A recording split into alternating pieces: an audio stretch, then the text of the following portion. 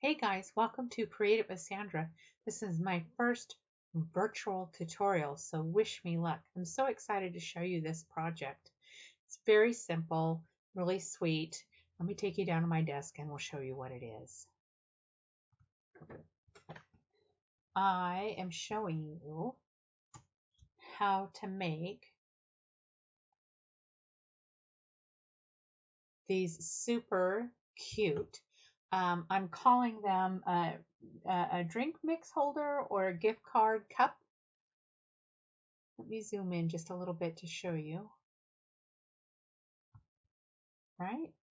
It's a little pocket. You can slip a gift card or a drink mix in, make it a little mug.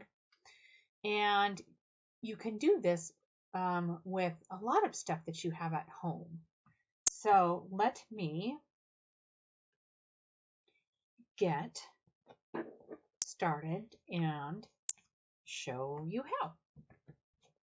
So along with this tutorial, you should get an attachment that has a picture of this grid. But if you're having trouble opening it or just need a reminder if you didn't print it, this is basically your diagram. You're going to need a piece of cardstock, 5 by 8.5, and then we're scoring it at the half, at the 4 1/4, and then at the 8. Okay, I'll leave that there for just a second. And I should point out this piece of cardstock should coordinate with whatever DSP you're going to have, because you will have a piece of DSP. At least mine does. And so when I did this, I'll put my supplies there. The first ones I made with this gingerbread DSP that we have in our current catalog, gingerbread and peppermint, 6 by 6. But you can see you can do it with just any DSP you want. But what I would do is I would make sure that your colors coordinate. And that's why I love our DSP, because I can look back here and I can pull out those coordinating colors and know that'll work with my DSP. So this one's going to look a little bit different than the other ones, but I wanted to show you. I've got that piece, and then I have my layering pieces. I will give you instructions on those as well. These can really vary depending on what you have, if you want to use up scraps, and what punches or labels you have available, and what size sentiment you're going to use. So this can vary a little bit, but this is the main part we want to talk about. And this piece. This piece is going to be your handle. Move that aside. And it is 1.5 by 3. And I forgot to add that, being my first tutorial, I forgot to add that here, but I will add that here and take a new screenshot for you. And this is your handle piece, okay? So put that aside. So I have my cardstock cut at 5 and then 8.5. So I'm just using basically half of an 8.5 by 11 sheet. So you can get two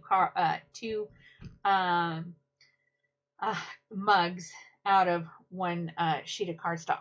So I have been making multiples. So you can use your scoring tool on your paper cutter. There's my cutter, there's my scoring.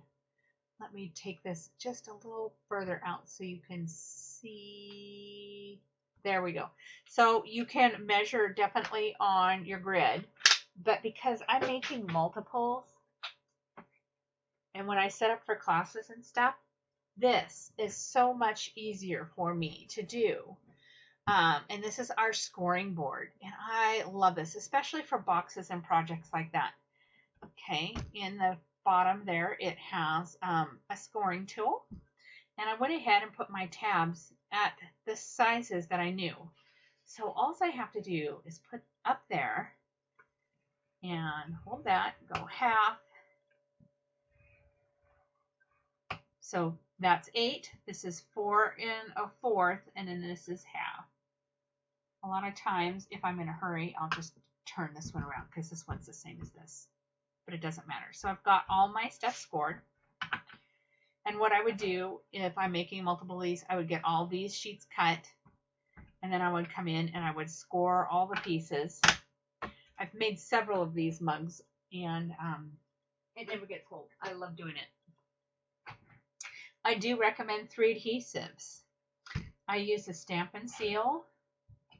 I use the multi-liquid glue, and I do use the Tear and Tape. So those are the adhesives I use. I also recommend a bone folder so you can get a good, clean grip. Okay, so I'm going to put these, I'm going to leave these out because I'm going to be using them shortly. After I've got everything scored, I want to make my handles. So I've done handles a couple of different ways. Because I have this beautiful suite, I actually wanted to see what I could do with the dies. And I took this bell and I cut out all those shapes for the handles. I just used that, just the image of the bell for the handle. You can also use any of your, well, not all of them, most of your label punches. You can unlock it, and I have that size and it just fits in there, and you can take a chunk out of that, and that's how you get this handle. And I could have probably took a bigger one out of that. Let's see if I have one that shows it there. So any of those will work, but I do want to show you the bell. But definitely, if you do not have an embossing machine, a cut and emboss machine, or you don't, and you can use any other dies. You can use some of our rectangle dies, you can use some of our oval dies. I just thought that bell made a great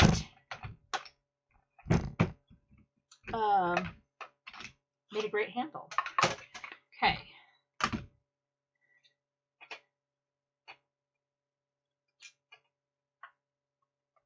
And they're all a little bit different. Now, if you want to be exact, you can always measure and then tape everything down.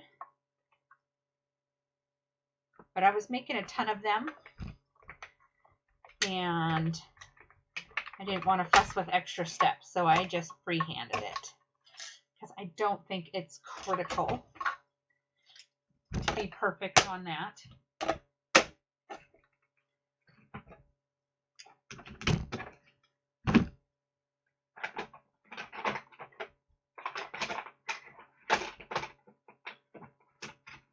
All right. I should have moved my machines a little bit closer. That would have been easier. All the things I think of while I'm doing the video, not before. So that's just another way to look at your dies. Think about what kind of shapes, other than just cutting out for the stamp set, think about what other shapes it can be made and how it can be used, even if it's partials. Okay, and that's the gingerbread dies that coordinates that gingerbread suite. With the paper, I will put those all aside. Okay. Now, the last thing I will do with this handle, though, I didn't want a square handle because you can think that that's what's hanging out. And you could do a square handle. You don't have to. But most of us, if you've been stamping for any while, I think one of the first things we all bought was the corner rounder. And this is our trio punch. It does the corner round, it does a little decorative, and then it does a little oval cut like for a ribbon. So I actually took this and I rounded the corners. That's just me. Again, you don't have to, but most of us, like I said, I think have a corner round punch of some sort. I know Stampin' Up's had a few come through. Okay. And there I've got my rounded handles. Okay. Next comes your base in your bone folder. I find that getting some good crisp streaks on that sure helps. Crisp folds, whatever you want to say. And this is where you want to be really good at your scoring and make sure you're really in half. That way your edges line up and everything is good there. Okay. And you'll notice that I'll close it the opposite way. And it's just the way I build. But I will tell you, you need to pay attention on these steps, okay? First, I'm going to take my tear and tape. And I'm going to tape this down, and I'm coming over that fold to the center, and I'm tearing. That's why I love this tear and tape, you guys. It makes this so much easier than having to figure out and pre-cut, because you do not want to do strips. I really believe that you want to do the full strip. You know, you just don't want to do little tabs on this, because those treat packets have some bulk to them, and we do have some give. Now, the other thing I want you to pay attention to is I put the adhesive closest to the inline, closest to the bottom, and I'm doing the same here.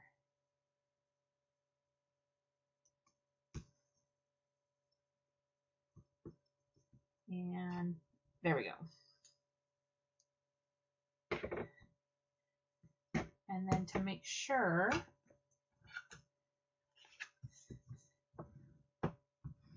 I got a good seal on that, good contact. This also helps when you go to peel. Okay, so I would tape them all, get them all done, and then when you're done, the first piece you're going to tear is this side. And whoop, you know what? Take your pick tool, because we're all about making the tools, have the tools to make it easier for us, and pull that strip. And then I'm going to make sure to place my handle. And I've made this long enough to where the handle comes in. Basically, I line it up on this edge. I don't know if you can see that. Let's see. Here. Well, this is just some scrap, but so you can see that ledge. So I am going to come and line that all the way to that tip there. Okay? And then we'll grab our last two strips.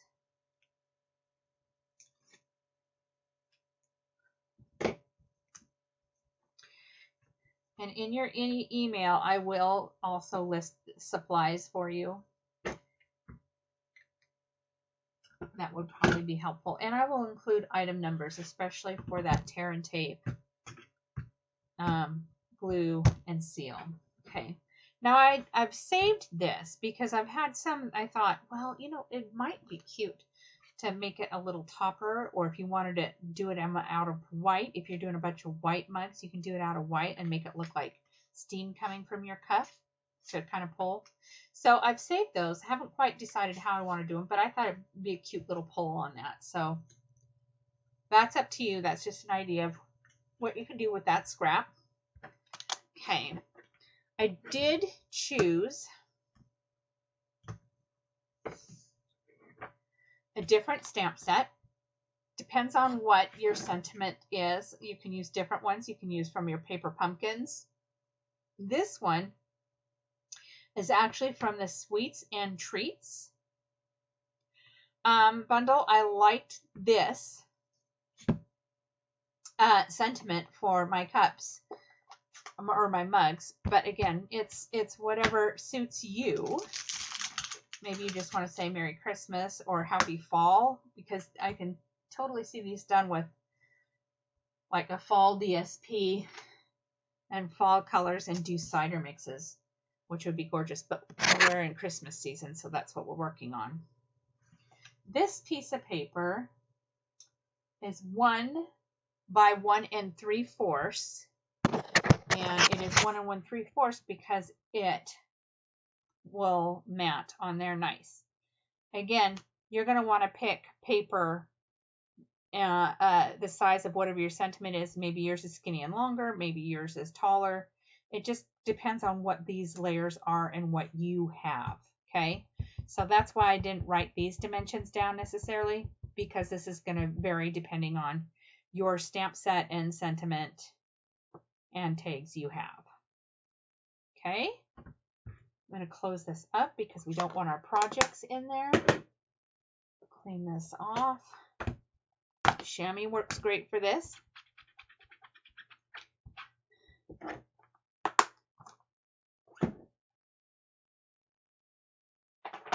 And now we're just kind of at that assembly part. And oh, again, sweet treats. Let's see, there we go. That's the stamp set I used. But again, you can use anything that you want. All right. Let's get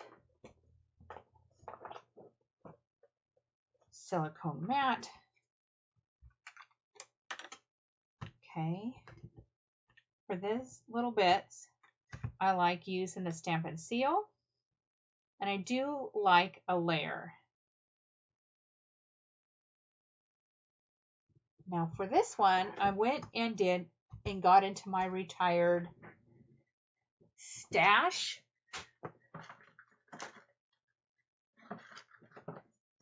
I wanted a little heart. So this was from the snails we got. You don't have to have embellishments. You can do little rhinestones. You can do all sorts of little, you could probably even just do a little tiny heart die cut if you want.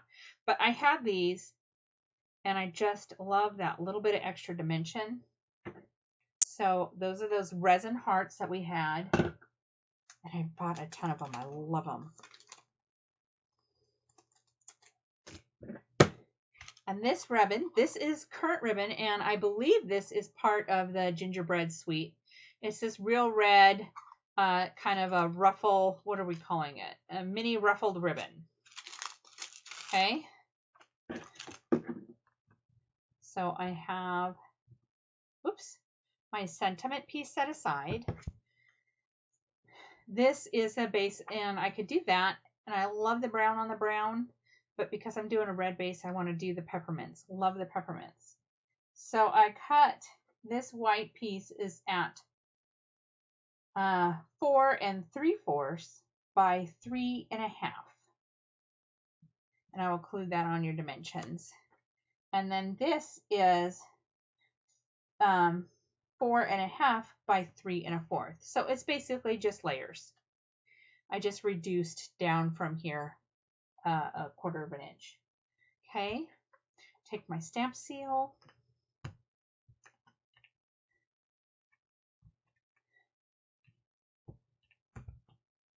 In the center, put this around. Okay. Oh, and you will use dimensionals as well. I will include that in the list.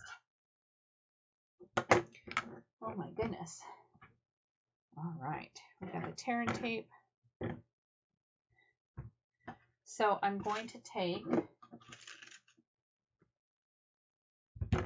and I wanted these to be quick and fun because I was mass producing them. So I just did a knot on this one.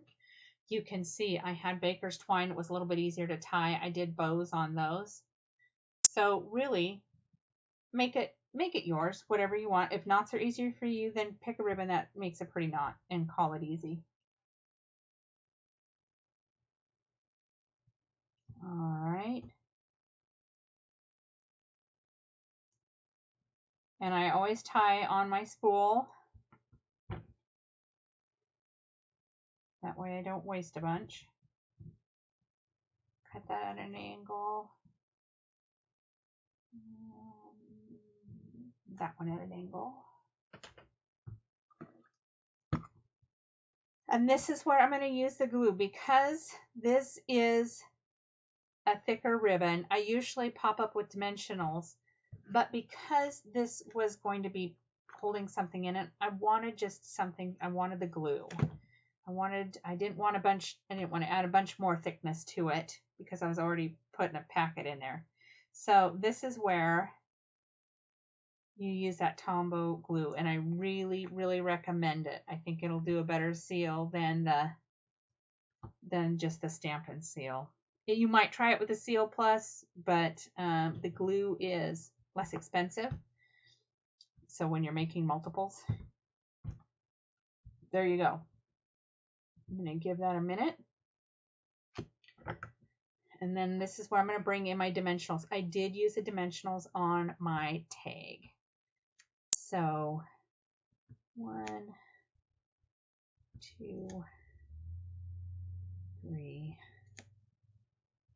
4, 5. There we go.